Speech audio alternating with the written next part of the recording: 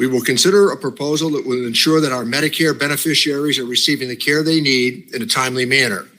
Championed by Congresswoman Del Bene and Congressman Kelly, H.R. 8787, the Improving Seniors Timely Access to Care Act of 2022 has been years in the making and has overwhelming bipartisan support. This sensible legislation addresses three fundamental issues that will ultimately allow doctors and healthcare providers to focus on delivering prompt care rather than being burdened by unnecessary paperwork and often antiquated processes.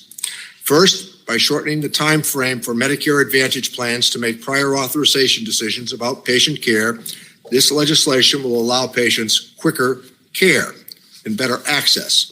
Second, this legislation ensures administrative processes are streamlined by moving insurers and providers to fully electronic transactions. Providers across all specialties are frustrated by the increased amount of administrative burden imposed by time-consuming and varied prior authorization processes. In fact, 88% of physicians found a high or extremely high burden with conducting prior authorizations. In addition, only around a quarter of all prior authorizations are conducted fully electronically. By modernizing transactions and moving away from paper, faxes, and manual review of decisions, we will encourage cost savings and lesser providers' burdens.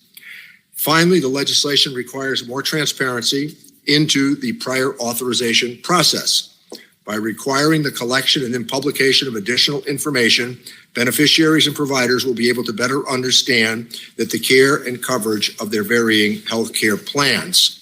All in all, this legislation is a notable step forward for our health system. Reducing burden, improving access to care, and increasing administration efficiencies are all common sense reforms that I am pleased this committee can get behind on a bipartisan basis.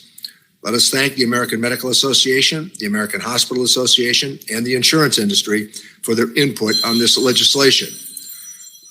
Without objection, letters of support from AMA, AHA, and California Medical Associations will be included in the record.